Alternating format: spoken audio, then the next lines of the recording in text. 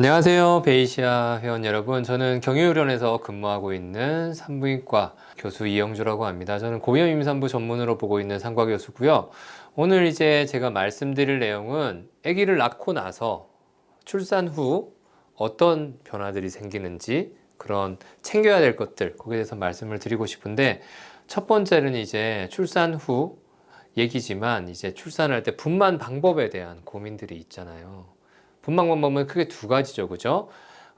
밑에 질이라는 산도로 낳는 자연분만이랑 그 다음에 배로 낳는 제왕절개 두 가지가 있는데, 산모들이 제왕절개를 할지 자연분만을 할지 고민을 되게 많이 하세요. 자연분만은 자연분만대로 무서운 부분들이 있고, 수술은 수술 부분대로 또 걱정되는 부분들이 있기 때문에 고민을 많이 하시는데, 첫 번째는 내가 내 몸이 자연분만을 할 수 있는 상태인지 평가를 해야 돼요. 지금 예를 들면 태반이 지립구를 막고 있는 전치 태반이다. 자연분만 못합니다. 아니면은 아기가 4.5kg 이상 너무 크다. 자연분만 힘들어요. 그래서 자기 자궁이 자연분만을 못하는 컨디션인지 할 수 있는 컨디션인지를 평가를 먼저 해보셔야 돼요.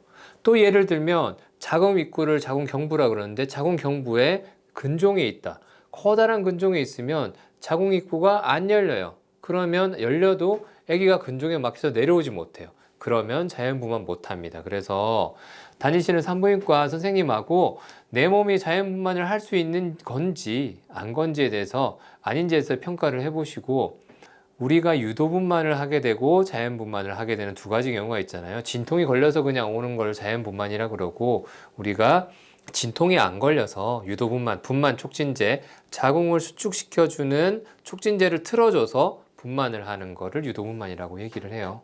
유도분만과 자연분만은 예후에 큰 차이가 없어요. 속률의 차이도 없고, 산모들이 보통 나는 유도분만을 해서 하다가 잘 안 돼서 자연분만을 갔어요, 그러신 분들이 많으세요. 근데 실제로 우리가 대규모 연구에 의하면은 유도분만을 한 군이랑 자연분만을 한 군이랑 비교를 해봤을 때 성공률의 차이는 그렇게 통계학적으로 유의하기 없어요. 그래서 나는 유도분만을 한다고 해서 그게 제왕절개 수술률이 올라가는 건 아니고요.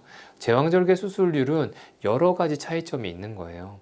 그래서 자연분만이든 제왕절개든 얻은 걸 선택을 하려고 고민을 한다 그러면, 첫 번째 내가 자연분만을 할 수 있는 컨디션인지, 자, 두 번째는 통증 부분을 말씀을 드릴게요. 자연분만은 말 그대로 아기 머리가 골반뼈를 살짝 열고 산도를 열고 내려오는 건데, 산통이라는 게 있어요. 자, 진통과 산통은 달라요. 진통은 가진통과 진진통이 있어요. 가진통이라 하면 불규칙적이고 조금 쉬면 우리 자궁 수축이, 자궁이 단단해지면서 살살살 아픈 그런 게 없어져요.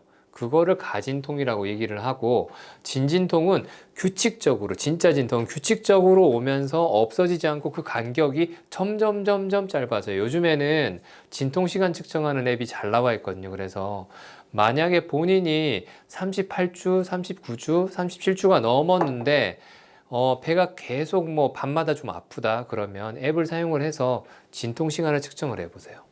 점점 짧아지고 더 아파하기 시작하면 그건 진짜 진통이니까 병원에 가셔야 되는 컨디션이고, 그런 경우에는 자연분만이 가능하신 분이면 이제 진통이 걸린 거예요.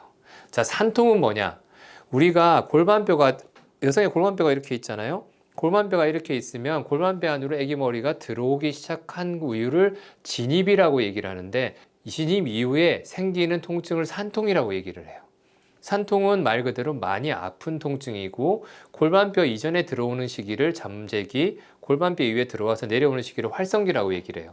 분만 1기 중에 잠재기, 활성기가 이거를 뜻하는 건데, 산통은 그때부터 시작이 돼요. 만약에 본인이 산통이 시작이 되면 무통시술, 여기 경막외 통증 조절이라는 게 있거든요. 그래서 그거를 하시면 통증이 조절될 수 있어요. 그래서 산통은 그렇게 조절을 할 수 있어요. 그래서 통증적인 부분은 자연분만은 그렇게 조절을 할 수 있고, 제왕절개는 수술 중에는 마취를 하기 때문에 당연히 통증을 못 느끼고요. 수술을 하고 나서는 우리가 진통제를 저 같은 경우는 엔세이드 종류와 그리고 아세트아미노 종류를 두 가지를 섞어서 통증 조절을 적극적으로 해요. 물론 약을 못 쓰는 그런 기타 알러지 반응이 있으신 분도 있지만 그렇지 않은 경우엔 통증 조절을 해요.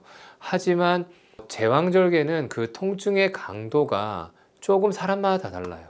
이전에 생리통이 임신 전에 심하셨던 분들은 제왕절개를 하고 나면 수술 후 통증이 그만큼 더 있어요.